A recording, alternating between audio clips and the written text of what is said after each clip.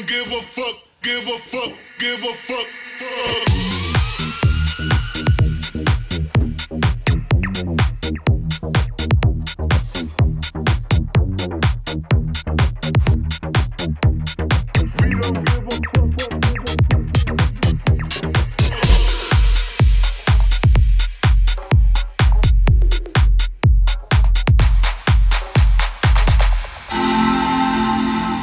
안녕하세요, 김타치입니다. 고민이 배송을 늦췄습니다. 솔직히 고민을 많이 했어요. 얘를 살까 말까. 다른 외국 유튜버들 내용을 보니까 생각보다 성능이 좋지 않다고 해서 좀 고민을 하다가 결국은 샀습니다. 왜냐면 지금 쓰는 아이맥이 한 6, 7년 정도 됐기 때문에 슬슬 영상 편집이 버벅이기 시작했거든요. 그리고 맥미니를 살까 아니면은 이 맥 스튜디오를 살까 고민도 하다가 결국은 맥 스튜디오를 산 이유를 오늘 같이 이야기를 해보려고 합니다. 다행히 구매할 때에는 7월 중반 정도로 나왔는데요. 갑자기 땡겨져서 6월 10날 받게 됐습니다. 거의 한 달 정도 땡겨졌는데요. 구매한 지 약 3주 만에 받았습니다. 자, 그러면 인트로에서 언박싱을 했으니 외관을 보도록 할게요. 자, 이렇게 보면은 사실 잘 모르시겠죠. 물론 이제 로고의 크기가 조금 다르긴 하지만 로고 큰 게 맥 스튜디오고 좀 작은 게 맥 미니입니다.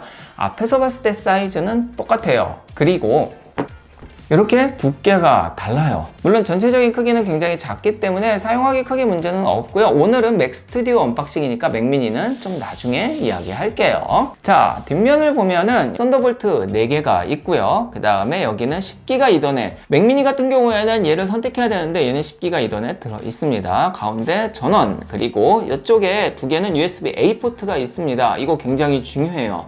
저는 A 포트 많이 쓰거든요.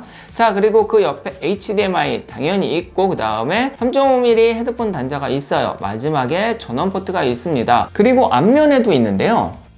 앞면에는 이렇게 USB-C 포트 2개 더 있고요. 그 다음에 SD카드 슬롯이 있습니다. 저희처럼 영상 찍는 사람들은 바로바로 넣어야 되기 때문에 이거 굉장히 중요해요. 맥미니는 이게 없어서 불편했어요. 무게는 M1 Max가 2.7 그리고 맥미니가 1.2kg입니다. 거의 이제 2배 이상의 차이가 나죠. 제 기준에서 맥 스튜디오를 사야 되는 첫 번째 이유가 바로 이 외관의 비슷함이에요.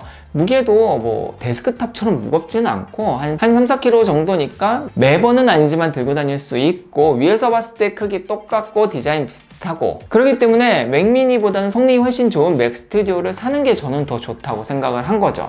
그러면 실제 스펙도 봐야겠죠. M1 맥미니를 가지고 있기 때문에 같이 한번 비교를 해서 보도록 하겠습니다. 이 M1 Max 칩의 맥 스튜디오 같은 경우에는 CPU 10코어 그리고 24코어의 GPU를 탑재를 했죠. 그에 반해서 이 녀석 맥미니 같은 경우에는 8코어 CPU 그리고 8코어 GPU입니다. CPU 같은 경우에도 이게 성능 코어가 8개, 그 다음에 얘는 성능 코어가 4개이기 때문에 거기에서도 분명히 큰 차이가 날 것이며, GPU 같은 경우에는 뭐 3배의 차이가 난다는 거죠. 물론 이제 스펙상이니까 실제 성능이 3배 차이는 나지는 않을 테지만 여튼 맥 스튜디오를 사야 되는 이유는 명확합니다. 두 번째 이유가 스펙이죠.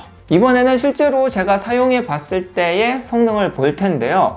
제가 그렇게 막 하드한 작업을 하진 않기 때문에 제 영상 편집 기준에서 맥미니랑 비교했을 때 얼마나 차이가 나는지 한번 보도록 할게요. 저는 영상을 하기 때문에 영상 인코딩 시간을 볼 거예요. 자, 여기에서 비디오를 5K로 한번 해볼게요. 지금 저는 보통 이제 FHD를 하는데 테스트니까, 그리고 소스도 4K예요. 자, 5K 해상도로 프록시 넣어가지고 우선은 만들고 메인 영상을 복사해서 임시로 넣을 겁니다. 렌더링이 굉장히 빠릅니다. 이렇게 숫자가 빨리 올라가질 않아요, 아이맥에서는. 자, 파일을 한번 뽑아 보도록 하겠습니다. 프로레스 422로 지금 뽑아내는데 용량 한 33기가 정도 됩니다. 뽑아 보도록 할게요. 가겠습니다. 1. 자, 올라가는 속도를 한번 볼게요. 굉장히 빨라요. 5K인데 몇 초 안 걸리겠는데? 그러니까 제가 하는 이런 작업들이 맥 스튜디오에 굉장히 가벼운 작업들이었던 거죠. 자, 정확하게 1분 걸렸습니다. 이렇게 잘 뽑아왔네요. 자, 그러면 과연 맥미니에서는 얼마나 걸릴까요? 똑같은 작업 그대로 한번 해볼게요. 자, 이번에는 맥미니에서 한번 해보도록 하겠습니다. 설정은 그렇죠. 이런 상황에 똑같이 용량이 나옵니다. 자, 그러면 맥미니에서 테스트를 해볼게요. 우선은 넘어가는 속도가 이제 물론 아까보다 빠르지는 않아요. 근데 느리지도 않네요. 좀 비슷하게 나오려나 좀 기다려보죠.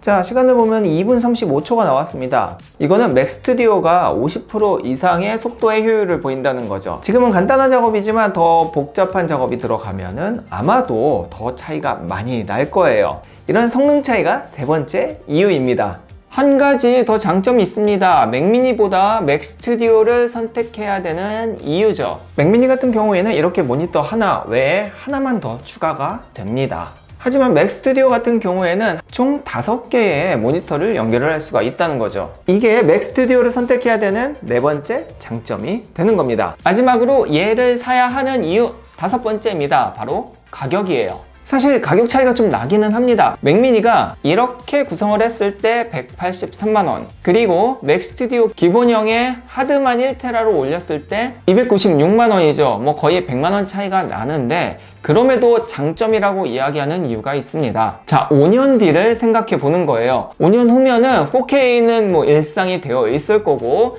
8K까지 아마 나올 텐데요. 그때는 과연 M1 맥미니가 잘 돌아갈까요? 아닐 거예요. 좀 버벅이기 시작하겠죠. 그렇기 때문에 영상 편집을 좀 오래 할 사람들, 그리고 영상 편집 안 하더라도 맥을 쓰는 사람들은 좀 오래 사용하거든요. 이런 리뷰어나 얼리 어댑터가 아닌 이상은 사실은 사면은 최소 5, 6년은 사용해야 되는데 5년 뒤에 만약에 사용을 못한다 그러면 또 사야 되는 상황이 되는 거죠. 물론 이제 그때는 더 좋은 게 나오겠지만, 여튼 5년 뒤를 생각해 보면은 그때에 좀 원활하게 돌아가기 위해서는 100만 원을 더 주고라도 이 맥 스튜디오를 사는 게 저는 맞다고 보는 거죠. 그리고 그 5년 동안도 사실은 맥미니보다 이 맥 스튜디오가 훨씬 원활하게 잘 돌아가기 때문에 내 시간도 아껴주고 스트레스도 덜 받을 거예요. 그래서 어차피 살 거면 저는 한 100만 원 정도 더 주더라도 이 맥 스튜디오를 사는 게 더 낫다는 결론을 이르렀습니다. 물론 제 생각이죠. 개인적인 생각으로는 이 맥 스튜디오가 처음에 발표했을 때보다 실제로 이런 성능 부분에서 혹평이 많은 거는 사실입니다. 아무래도 기대에 좀 못 미쳤다는 생각은 드는데, 그래도 맥미니가 2020년에 나왔으니까 2년 차이인데 신형이 무조건 좋을 수밖에 없어요.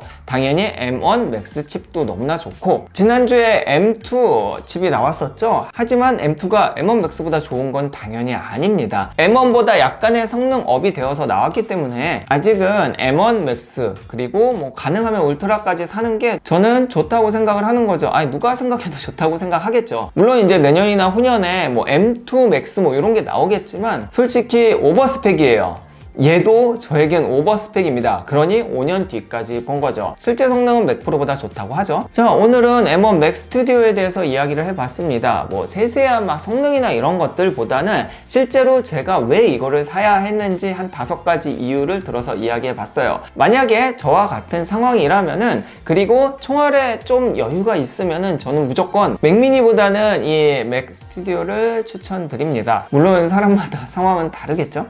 자, 오늘 영상 여기까지입니다. 혹시 이렇게 맥을 사려고 준비 중인 분들에게 좀 도움이 되는 영상이길 바라며, 궁금한 거는 댓글 주시면 제가 확인해서 댓글 남겨드릴게요. 영상이 도움이 되셨으면 좋아요, 구독 부탁드립니다. 그러면 다음 영상에서 뵐게요. 감사합니다.